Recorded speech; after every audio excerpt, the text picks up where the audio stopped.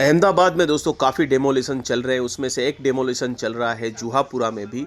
Royal Akbar tower के पास है और ये पूरा डेमोलिशन मैं आज आपको दिखाने वाला हूँ और जूहापुरा का कुछ इतिहास भी बताऊँगा। यहाँ पर दोस्तों जैसे ही आप निकलेंगे आपको लगेगा कि कहीं आप दृश्य देख रहे हैं सीरिया या इराक जैसी कंट्रीज़ के, जहाँ पर बमबारी से घर और दुकानें ध्वस्त हुई होती हैं। यहाँ पर ज़्यादातर दुकानें और घर जो तोड़े जा रहे हैं वो खुद से ही लोग तोड़ रहे हैं, क्योंकि म्युनिसिपालिटी अगर तोड़ेगी तो उसका जुर्माना उनको देना होगा। दोस्तों ये क्या है, सालों पहले 1973 में इंदिरा गांधी ने जब फ्लड आया था अहमदाबाद में, तो यहाँ पर लोगों को मूव किया था और ज़्यादातर आबादी मुस्लिम थी। और यहाँ पे सबसे पहली जो सोसाइटी बनाई गई थी, सारणी कामदार बनाई गई थी, जो एपीएमसी मार्केट वासणा के पास आई हुई है। अभी आप जूहापुरा में देख रहे हैं कि किस तरीके से लोग अपनी दुकानें तोड़कर उसको पीछे ले जा रहे हैं।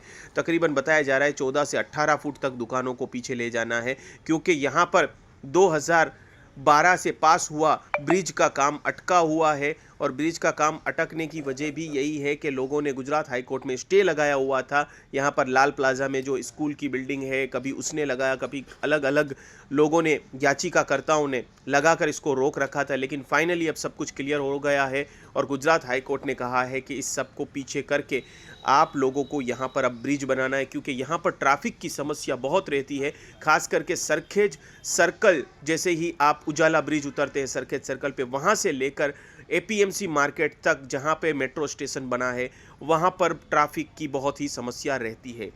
मेजरली दोस्तों जूहापुरा जो है मुस्लिम पॉपुलेटेड है। 2011 के अगर आंकड़े देखे जाए, उसके बाद तो पॉपुलेशन इंडेक्स नहीं गिना गया। यहाँ पर 7 से 7.5 लाख मुस्लिम रहते हैं, जो कहा जाता है कि साउथ एशिया में सबसे बड़ी मुस्लिम आबादी वाला घेटे वाला विस्तार है। मतलब घेटा मतलब कि कम जगह में सबसे ज़्यादा पॉपुलेशन है। और इसका रीज़न ये है कि दोस्तों 1983 से लेकर 2002 के बीच में जो माइनॉरिटीज़ के दंगे हुए, उसकी वजह से जितनी भी अलग अलग एरियाज़ में जहां माइनॉरिटीज़ खास करके मुस्लिम रहते थे, वो धीरे धीरे इस एरिया में आकर रहना शुरू कर चुके। क्योंकि यहाँ 2002 के दंगे में एक भी जान हानि नहीं हुई थी, तो लोग अपनी सेफ्टी पर्पज़ से यहाँ पर आने लगे, जिसकी वजह से यहाँ पर बिल्डिंगों के दाम भी अब बाकी इलाकों से भी ज़्यादा बढ़ गए। जैसे मैं आपको कहूँ कि यहाँ पे 3 BHK फ्लैट अगर आप देखने जा रहे हैं आज की तारीख में नया कंस्ट्रक्शन में, तो 1 करोड़ से ज़्यादा उसका प्राइस है।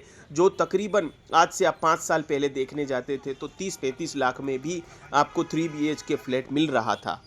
और अगर आप और लोकेलिटी अच्छी और रोड पे लेंगे तो दोस्तों 1.25 करोड़ तक भी 3 BHK फ्लैट्स के दाम जा रहे हैं। ये जूहापुरा 4 रास्ता है, यहाँ पर ऑलरेडी दोस्तों पहले काम तोड़ने का हो चुका है। और हमने जहां रॉयल अकबर से स्टार्ट किया, वहां से भी आगे सरखेज की ओर आप बढ़ेंगे तो दोनों तरफ तोड़े जाने का काम जारी है और होने वाला है आने वाले दिनों में। कुछ लोग अपनी दुकानें अभी से तोड़ रहे हैं, कुछ लोगों को राह देख रहे हैं कि कुछ हो जाए, लेकिन कुछ होने वाला नहीं है। और म्यूनसिपाल्टी आखिर में जब उनको रोड चौड़ी करनी होगी और जो बचा कुचा मलबा होगा उसको तो वो ध्वस्त कर ही देगी। अब दोस्तों ये एनक्रोचमेंट क्यों होता है, कैसे होता है, ये सिर्फ जूहापुरा की कहानी नहीं, पूरे भारतवर्ष की कहानी है। दुकान वाले जो है आप देखे होंगे टीन डालकर अपनी दुकान को आगे के आगे बढ़ाते जाते हैं। गवर्नमेंट ने फ्यूचर को प्लान देखते हुए सिंगल लेन रोड को 2 लेन, 2 लेन रोड को 3 लेन करेंगी।